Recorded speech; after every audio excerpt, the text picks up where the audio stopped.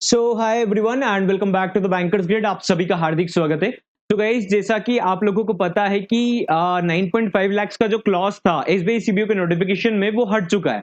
सो नई नोटिफिकेशन या फिर अगर एग्जैक्टली हम बात करें कि एसबीआई सीबीओ में कौन कौन सी प्रोफाइल्स एलिजिबल है, कौन अप्लाई कर सकता है, कौन अप्लाई नहीं कर सकता, ये कंप्लीट डिटेल्स हम इस वीडियो में चेक करने वाले हैं। जैसे कि कौन सी ग्रेड तक के कैंडिडेट्स को अप्लाई करना चाहिए, सेल्स ऑफिसर हो तो आपको अप्लाई करना है या नहीं करना है, टेलर प्रोफाइल का काम है आपका या कोई सा सर्विस डेस्क का काम है, और डीएम ग्रेड भी है तो क्या आपको अप्लाई करना है या फिर यहाँ पर रिजेक्शन हो जाएगा। तो complete eligibility check as per the new notification and also जो जनरल नोटिफिकेशन है जहां पर आप लोगों का स्क्रीनिंग होगा, उसके बेसिस पर क्या आप एलिजिबल है क्या आप एलिजिबल नहीं है, कंप्लीट प्रोफाइल हम लोग चेक करेंगे। ओके, सेशन स्टार्ट करते हैं उससे पहले क्विक अपडेट दैट हम लोगों का व्हाट्सएप नंबर माइग्रेट हो चुका है। नया नंबर आप लोगों के सामने स्क्रीन पर अवेलेबल है। तो अगर आप बैच से रिलेटेड या कुछ क्वेरी से रिलेटेड पुराने नंबर पर व्हाट्सएप कर रहे हो तो नए नंबर पर व्हाट्सएप कीजिएगा जो आपके सामने स्क्रीन पर अवेलेबल है।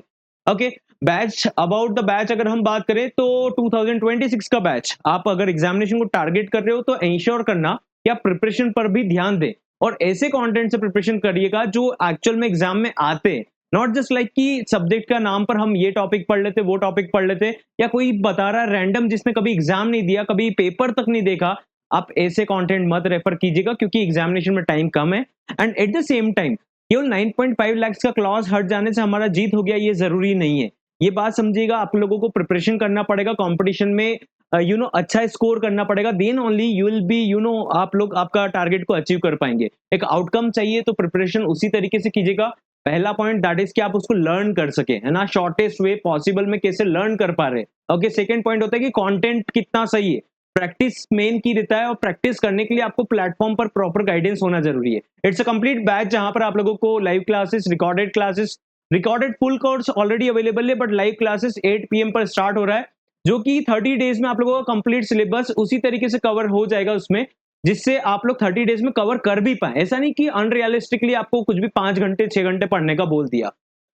टेस्ट डिस्क्रिप्टिव राइटिंग का भी इंक्लूडेड है। आप जानते हो डिस्क्रिप्टिव राइटिंग 50 नंबर का है। अगर आप बैच में एनरोल नहीं हो तो बैच में एनरोल करने के लिए व्हाट्सएप कीजिएगा। व्हाट्सएप नंबर स्क्रीन पर अवेलेबल है।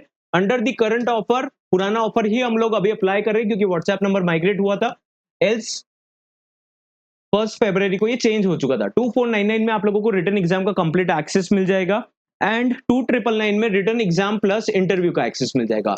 व्हाट्सएप के थ्रू आप लोग बैच में एनरोल कर सकते हो। व्हाट्सएप नंबर स्क्रीन पर अवेलेबल है। ओके, जब भी आप जिस टाइम पर भी वीडियो देख रहे हो उस टाइम व्हाट्सएप कीजिएगा। जब टीम अवेलेबल रहेगी they will help you out with the manual payment process. Okay, चलो सेशन को स्टार्ट करते हैं। सबसे पहले मैं आप लोगों को जो पॉइंट बताऊंगा that is about the age criteria. फटाफट से एज क्राइटेरिया को समझ लेते हैं।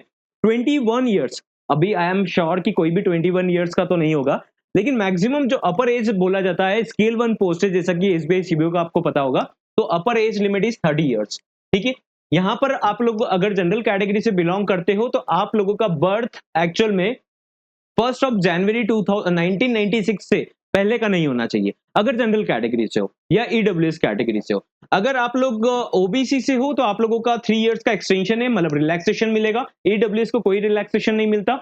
एससी एसटी है कैटेगरी आपका अगर, तो आपको 5 साल का रिलैक्सेशन है, मतलब 5 साल आप लोगों को एक्स्ट्रा मिल जाएगा। 35 ईयर्स तक आप अप्लाई कर सकते हो और 33 ईयर्स तक ओबीसी अप्लाई कर पाएंगे। General and EWS category 30 years तक अप्लाई कर पाएंगे। डेट कहां तक काउंट होगा आप लोगों का, जो डेट काउंट होगा वो होगा 31 दिसंबर 2025। यहां तक का आपका एज काउंट होगा, मतलब अभी आपका एग्जाम तो मार्च में होगा, राइट, तो तब तक का एज काउंट नहीं होगा। ये 31 दिसंबर तक जो अभी गया है वहां तक का आपका एज काउंट होगा। वहां तक का एज आपका 30+ नहीं होना चाहिए जनरल कैटेगरी के लिए।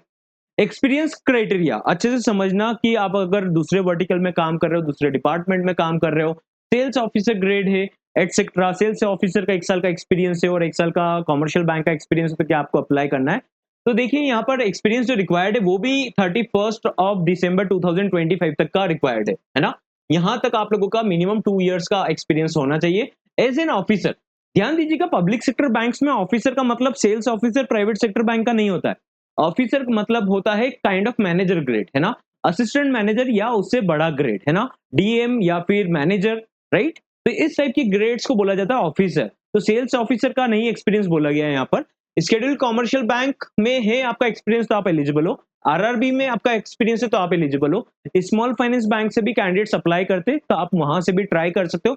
बट जो नोटिफिकेशन में क्लियरली लिखा रहता है वो शेड्यूल्ड कॉमर्शियल बैंक है। Second schedule of small finance bank mention नहीं है ना, ये वर्ड नहीं लिखा है। Second schedule and scheduled commercial bank में डिफरेंस है। ये फुल फ्लेज्ड बैंकिंग करते हैं। स्मॉल फाइनेंस बैंक आप जानते हो उनका बैंकिंग रोल थोड़ा सा अलग टाइप का रहता है ना, फुल फ्लेज्ड यूनिवर्सल बैंकिंग नहीं रहता।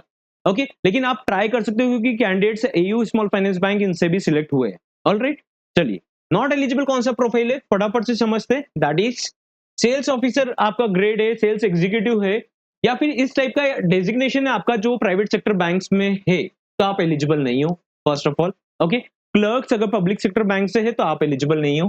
राइट, ये दोनों पोस्ट एलिजिबल नहीं है।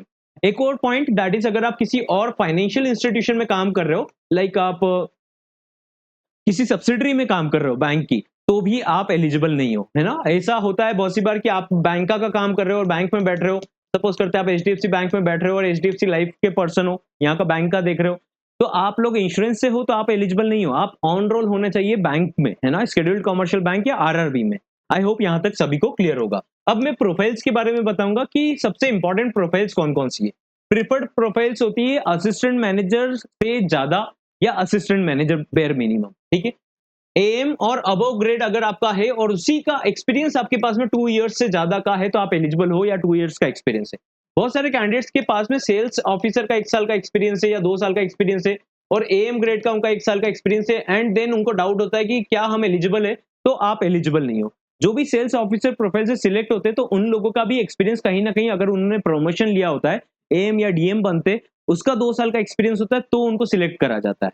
बट अगर आपको लगता है कि आपको अप्लाई करना है तो आप लोगों को प्योरली एक सजेशन है, दैट इज कि आप पूरा एएम ग्रेड का एक्सपीरियंस दिखाना। आप ऑफर लेटर शो करेंगे तो वहां पर वैसे भी ट्रैप में आएगा पॉइंट, लेकिन आपका पूरा एक्सपीरियंस सेल्स ऑफिसर का काउंट नहीं करते। 2 साल का आपका एक्सपीरियंस एटलीस्ट एएम और अबव ग्रेड का होना चाहिए। डिप्यूटी मैनेजर और अबव को बहुत ज्यादा प्रेफर करा जाता है, इनके चांसेस ज्यादा हो जाते हैं। ऐसे कैंडिडेट जिनका डीएम ग्रेड है या फिर मैनेजर ग्रेड है प्राइवेट सेक्टर बैंक्स में, उनके चांसेस ज्यादा बनते हैं। ओके, नाउ पॉइंट इज कोई करंटली जॉबलेस है या फिर कोई दूसरे डिपार्टमेंट में काम कर रहे हैं या टेलर रोल पर है या फिर ऑपरेशन के किसी और डिपार्टमेंट में है, तो आपको क्या करना चाहिए।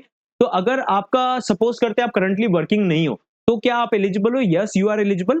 Just the thing is that एक अच्छा इंप्रेशन नहीं आता इंटरव्यू में मार्क्स अच्छे नहीं मिलते। बस ये पॉइंट रहता है कि कोई करंटली नॉन वर्किंग है तो उसका रीजन क्या है, what is the main reason. ये सारे पॉइंट्स अगर ढंग से पुटअप करे जाए तो यहाँ पर भी आप स्कोर कर सकते हो। तो इन शॉर्ट अगर मैं आपको पॉइंट बताऊं, अगर आप करंटली वर्किंग नहीं हो और आपके पास में 2 साल का पुराना एक्सपीरियंस है या किसी और वर्टिकल में काम करने लग गए हो, पुराना बैंकिंग का 2 साल का एक्सपीरियंस है, एएम और डीएम ग्रेड का, है ना, तो आप लोग अप्लाई कर सकते हो। Okay, teller role private sector bank को क्लरिकल कंसीडर करा जाता है, लेकिन अगर आपका ग्रेड एएम है या फिर डीएम है तो आप लोग उसको ऑपरेशन एंड सेल्स के रोल पर हाईलाइट कीजिएगा अपने प्रोफाइल को। टेलर वर्ड अगर लिखा रहता है तो आपको कंसीडर नहीं करेंगे। अगर customer service executive officer type का रोल लिखा रहता है और ग्रेड एम है या डीएम है तो आपको कंसीडर करा जाता है। बट आपको रेज्यूमे में और आपके फॉर्म फिलअप में प्रॉपर्ली आपको मेंशन करना पड़ेगा। उसका गाइड मैं आपको सेपरेट दूंगा वीडियो का, जहां पर आप लोग उसको एक बार क्रॉस चेक करके फॉर्म फिलअप करना। जल्दी मत करना फॉर्म फिलअप करने का, लास्ट डेट टू अप्लाई है 25 of February। Okay, scheduled commercial bank in non generalist officer role, suppose करते कोई ट्रेजरी में है, किसी और वर्टिकल में है और बैंकिंग में अप्लाई करना चाहते हैं, राइट। यहाँ पर जर्नलिस्ट ऑफिसर का एक्सपीरियंस जो रहता है उसको प्रेफर करा जाता है। आप किसी और वर्टिकल में हो तो आप ट्राई कर सकते हो, बट 100% श्योरिटी ये नहीं है, क्योंकि प्रेफरेंस उनको मिलता है जो रिटेल ब्रांच बैंकिंग में काम कर रहे हैं। कोई एसेट का भी काम कर रहे हैं, रिकवरी का भी काम कर रहे हैं, तो उनको भी प्रेफरेंस मिलता है। बट कोई और वर्टिकल में काम कर रहे हो तो चांसेस थोड़े 50-50 हो जाते हैं कि आपको इंटरव्यू में नंबर कम मिले, राइट। आपको एकदम से इनएलिजिबल करके भगाएंगे नहीं, बट चांसेस प्रेफरेंस उनको मिलता है जो रिटेल ब्रांच बैंकिंग में काम करते हैं या एसेट पार्ट देख रहे हैं कॉमर्शियल किसी पब्लिक सेक्टर बैंक में, या रिकवरी पार्ट इस टाइप का भी पार्ट देख रहे हैं, तो आप लोगों को कंसिडर करा जाता है। तो आई होप आप लोगों को क्लैरिटी मिल चुका होगा दैट कौन एलिजिबल है कौन एलिजिबल नहीं है। फर्दर अगर आप इसके लिए एलिजिबल हो तो प्रिपरेशन करना ही हमारा मेन की रहेगा। प्रिपरेशन करे बिना इस एग्जामिनेशन को सिलेक्शन लेना थोड़ा मुश्किल है। आप जानते हो कंपटीशन नेक टू नेक है और इस बार वैकेंसी थोड़ा फिल्टर आउट होकर आया है। तो प्रिपरेशन करने के लिए आप लोग बैच में ज्वाइन कर सकते हो। अगर बैच को ज्वाइन नहीं करा, बैच को ज्वाइन करने के लिए व्हाट्सएप नंबर स्क्रीन पर अवेलेबल है, डिस्क्रिप्शन में भी मिल जाएगा, कमेंट में भी मिल जाएगा। तो आप लिंक को ज्वाइन कीजिएगा, व्हाट्सएप कीजिएगा। जिस टाइम पर भी वीडियो देख रहे हो व्हाट्सएप करेंगे and further team will help you out with the manual payment process. ध्यान दीजिएगा, पुराना नंबर सेव कर रखा था, ये नए नंबर पर मैसेज कीजिएगा, नया नंबर आपके सामने डिस्प्ले हो रहा है। ऑलराइट, मिलते हैं नेक्स्ट सेशन में। Have a great day. Form fill up का गाइड मैं आपको सेपरेट बताऊंगा, उसको चेक करने के बाद ही फॉर्म फिलअप कीजिएगा, क्योंकि डॉक्यूमेंटेशन फिर स्क्रीनिंग का इशू आता है, बहुत सारे मल्टीपल रीजंस रहते हैं, फिर आपका रिजल्ट नहीं दिखता, फिर आपको लगता है सर हमारा स्क्रीनिंग में रिजेक्शन क्यों हो गया, ऐसा क्यों हो गया। Form fill up guide proper check करके ही अप्लाई कीजिएगा। ऑलराइट, मिलते हैं नेक्स्ट सेशन में।